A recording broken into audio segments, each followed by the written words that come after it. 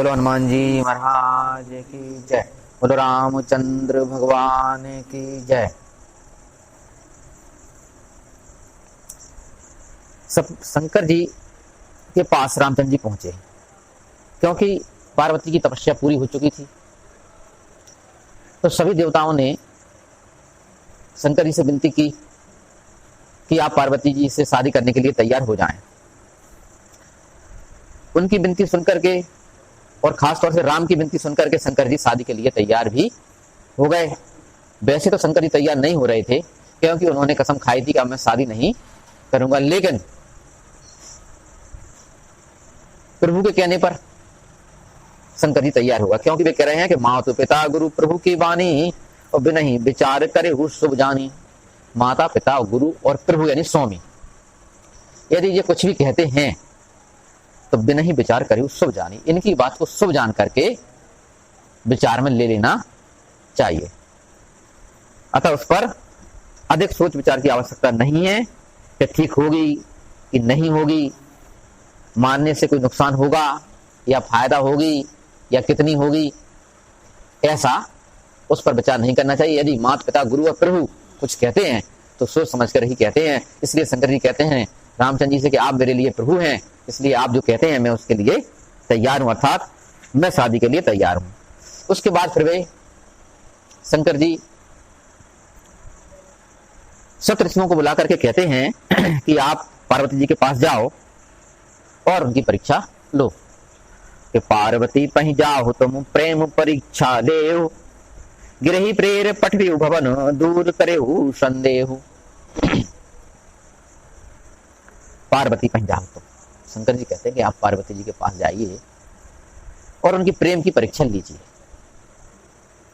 गृह प्रेर पठयु भवन, और पार्वती जी के पिताजी गिरिराज इन हिमवान को समझाइए और उनसे कहिए कि वे अपनी पुत्री से को समझाने के लिए जाएं और उनसे कहें कि तुम्हारी तपस्या पूर्ण हुई है और उनको अपने घर को लगा करके वे ले आए। गृह प्रेर पठयु भवन दूर करे संदेह, और सबसे पहले उनका संदेह भी दूर करना कि तुम यानी पार्वती जी से कहना कि तुम शंकर जी के लिए पूर्णतः लायक हैं और आपकी शादी निश्चित ही शंकर जी से होगी। ऐसा उनका संदेह दूर करके उनके पिता को समझाना कि वे अपनी पुत्री को अपने घर ले आए। एक बात जो आई है कि पार्वती ही पे जाओ तुम प्रेम परीक्षा ले। प्रेम की परीक्षा जरूरी क्यों है? शंकर जी क्यों कह रहे ऐसा सब सत्यों से कि तुम पार्वती की परीक्षा लो? लोग आप कह रहे हैं कि ऐसी स्थिति में शंकर जी को पता नहीं है कि जी सती को अवतार हैं, फिर भी परीक्षा ले रहे। पता होना अलग बात है और संसार का संचालन अलग बात है। पता सब है उन्हें, लेकिन परीक्षा जरूरी क्या है? परीक्षा जनता के लाने जरूरी है, शंकर जी और पार्वती जी लाने जरूरी थोड़ी है। परीक्षा यदि न हुए तो फिर व्यक्ति परीक्षा की तैयारी तो ढंग से नहीं करे, नहीं जब पता पड़ जाएगा परीक्षा होना ही नहीं है तो फिर तैयारी भी ढंग से नहीं हुई है। और तैयारी तो व्यक्ति झूठी भी कर सकता, तपस्या की तैयारी झूठी, अधिकतर तपस्या की जो तैयारी होती है वो झूठी ही होती है, इसलिए वो परीक्षा लेना जरूरी है। तब आमतौर पर जो व्यक्ति के दिमाग में तप आता है वो कारण का है? व्यक्ति के आमतौर पर जो दिमाग में तप आता है तपस्या, वो कैसे आता है? तो प्रत्येक व्यक्ति जो भी कृत करत है वो सुख के लाने करत, और जब वो कृत सुख के लाने करत है तो वही कृत बाकी लाने दुख ले आत। तो सुख के लाने करेगा कृत जब दुख ले आ सकत तो व्यक्ति के दिमाग में उल्टी आत कि कुछ ऐसा करो दुख के लाने तो सुख आ जाए, तो फिर वो उल्टो करने को प्रयास करत। तप माने दुख, अपने आप को दुख देने को प्रयास करत। तक बाकी दिमाग में बाकी दिमाग में जो है कि यदि दुख दें तो जैसे कि सुख के लाने जो कृत करते हैं तो उनसे दुख आता, दुख के लाने कृत करें तो उनसे सुख है, ऐसी बाकी सोच रहती।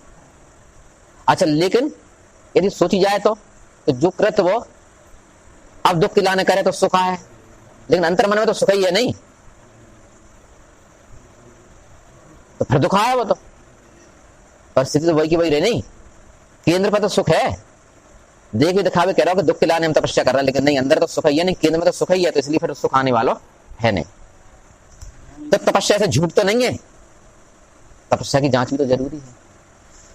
तपस्या को असली मतलब है समर्पण भाव, और वो समर्पण भाव के नहीं। अब शंकर जी को मालूम है कि सती जी को अवतार है, तो समर्पण भाव तो है ही, लेकिन जनता के लाने जरूरी है वो समझना, समझाना कि समर्पण भाव है कि नहीं। तपस्या का मतलब ही समर्पण भाव है। समर्पण भाव का मतलब ईश्वर के प्रति इतनी श्रद्धा कि जो कुछ कर रहा हो तो ईश्वर ही कर रहा हो, यानी अपने आप को बीच से हटा देना का नाम है समर्पण भाव। कैसे? अब तरीका कई है समर्पण भाव के, जैसे पतंजलि ने समझाई है कि योग के द्वारा समर्पण करो जा सकता। योग माने का, योग माने जोड़, ईश्वर से जोड़ दो अपने आप को, नाम योग है। तो पतंजलि के पूरी क्रिया कर्म है, जो 7 स्टेप हैं, वे स्टेप से गुजरे व्यक्ति तो योग के द्वारा ईश्वर को प्राप्त कर सकता, वो यानी समर्पण भाव कर सकता। लेकिन यह जो पार्वती जी ने तरीका अपनाया है वो है भक्ति, वो समर्पण भाव है। समर्पण भाव के द्वारा भी योग हो सकता, और जबकि समझ कहने में गलती हो रही, योग हो नहीं सकता। योग तो है ही, समर्पण भाव कहते हैं कि तुम्हारा तो योग है ही ईश्वर से। कैसे? जो व्यक्ति समर्पण भाव करना जानता है वही केवल भोगना जानता है, यानी भक्त ही भोगता है केवल, बस जो भक्त है वही भोगता है, वही असली ईश्वर को भोग पाता, और ईश्वर को उपभोग केवल भक्त ही कर पाता। कैसे? जैसे कि मान के चलो कि जब तक बच्चा गर्भ में है और मां से जुड़ो है प्लासेंटा के द्वारा, गर्भनाल के द्वारा, जब तक वो गर्भनाल से जुड़ो रहता है तब तक मां के द्वारा खाए पिए प्रत्येक सामान को पोषण बच्चा अपने आप मिलता रहता, ताकि मां से जुड़ो है वो, और मां पे भाई पूरा भरोसा है। मां जो करे वही हुई है, ठीक करे तो ठीक, गलत करे तो गलत। जैसो खाए पिए मां, वैसे बाकी शरीर में पहुंचे। ऐसा व्यक्ति ईश्वर के प्रति भी जुड़ो है। ईश्वर जैसे मां के प्रति बच्चा प्लासेंटा से जुड़ा रहता है, ऐसे ईश्वर के प्रति भी व्यक्ति एक प्लासेंटा से जुड़ा रहता है। बाको नाम है समर्पण भाव। वो यदि बात समझ में आ जाए तो जैसे बच्चा सुखी है मां के गर्भ में, ऐसे प्रत्येक मनुष्य सुखी हो जाए जैसे संसार के गर्भ में। वो समर्पण को नाम ही समझ लेने का नाम ही भक्ति है। और बड़ी बात की परीक्षा के लाने शंकर जी ने सब ऋषियों को भेजो कि तब जाके परीक्षा लो कि समर्पण भाव पूर्ण हो चुको या नहीं। वो भी जनता के देखने के लाने, तो जनता की समझ में आ जाए कि बिना परीक्षा के बात संभव नहीं है। इसलिए परीक्षा यहां जरूरी है। तो ऋषि गौर देखी तह कैसी, मूर्ति मंत्र तपस्या जैसी। जब सप्तऋषि पार्वती जी के पास पहुंचते हैं तो पार्वती जी को जब उन्होंने सप्तऋषियों ने देखा तो पार्वती जी उन्हें कैसी दिखाई देती हैं? कैसी? कि मूर्त मंत्र तपस्या जैसी, जैसे स्वयं तपस्या ने मूर्ति धारण कर ली, तपस्या स्वयं स्टैच्यू के रूप में प्रकट हो गई हो। यानी तपस्या और पार्वती जी दोनों में कोई अंतर नहीं है, यानी कि तपस्या के स्वरूप के रूप में पार्वती दिखाई देती हैं सप्तऋषियों को। यह भाव समझने मतलब क्या है? तो जब व्यक्ति कोई कृत करे तो वह कृत को मतलब के लिए इतना रह जाए कि अपने आप को भूले, अपने आप को पूरा भूल जाए, और अपने आप के भूलने का नाम है समर्पण भाव, जो पर चर्चा हो रही थी अब। तो पार्वती जी इतनी तपस्या में डूबी कि अपने आप को भूली, और अपने आप को भूलना ही तपस्या है। पार्वती जी ने खाना पीना पत्ता भी छोड़े नहीं, तथा कहने में आ रही कि छोड़े हैं, छूटे हैं उनसे। छोड़ना और छूट जाना में अंतर है। उनसे छूटे हैं सब, छूट जाएं तो ही तपस्या है। जो कृत करे व्यक्ति वो कृत्य ही हो जाए। पेड़ में पानी डाले तो पानी की बूंद हो जाए, गड्ढा खोदे तो गेंती हो जाए, कपड़ा बुने तो धागा हो जाए, और तपस्या करे तो तपस्या ही हो जाए, जो कि पार्वती जी यहाँ हो गए। यदि व्यक्ति ऐसे डूब जाए तभी वो अपने आप को खोपे है, और जब वो खोपे है तभी तो अहंकार मिट पे, और अहंकार मिट पे तभी तो ईश्वर उतर पे वहां में, और ईश्वर तो उतरो ही अहंकार खोने की देर है। तो यहाँ पार्वती जी कैसे देखो सप्तऋषि ने जैसे तपस्या ने स्वयं मूर्ति का रूप धारण कर लिया। तो ऋषि गौर देखी तह कैसी, मूर्ति मंत्र तपस्या जैसी। बोले मुनि सुन शैल कुमारी, और करहु कवन कारण तप भारी। सप्तऋषि कहते हैं कि हे शैल कुमारी, हे पार्वती जी, हे पर्वतराज की पुत्री, आप किस कारण से इतनी कठोर तपस्या कर रही हैं? करो करो कवन कारण तप भारी, किस कारण से आप क्या चाहती हैं, आपकी क्या इच्छा है, किस इच्छा की प्राप्ति के लिए आप इतनी कठोर तपस्या कर रही हैं? सप्तऋषि कहते हैं कि केहि अवराधहु का तुम चहु, हम सन सत्य मरम किन कहु। सप्तऋषि कहते हैं कि केहि अवराधहु, आप किसकी आराधना कर रही हैं, आप किसको प्रसन्न करना चाहते हैं? का तुम चहु, और जिसकी आराधना आप कर रही हैं उसको प्रसन्न करके आप उससे क्या चाहती हैं? का तुम चहु, हम सन सत्य मरम किन कहु, तो हमसे उस सत्य वचन को कहिए जो आपके मन में है। कहत बचन मन अति सकुचाई, और हसे हो सुन हमार जड़ताई। पार्वती जी कहती हैं कि हम अपने मन की बात तुमसे नहीं कह सकते, क्योंकि हमें बहुत संकोच हो रहा है। हंसहु सुन हमारे जड़ताई, हमारी मूर्खता को सुन करके आप निश्चित ही हंसोगे, क्योंकि हमारी बात ही ऐसी है। कैसी बात है कि मन हट परा न सुनहि सिखावा, सहत बार पर भी उठावा।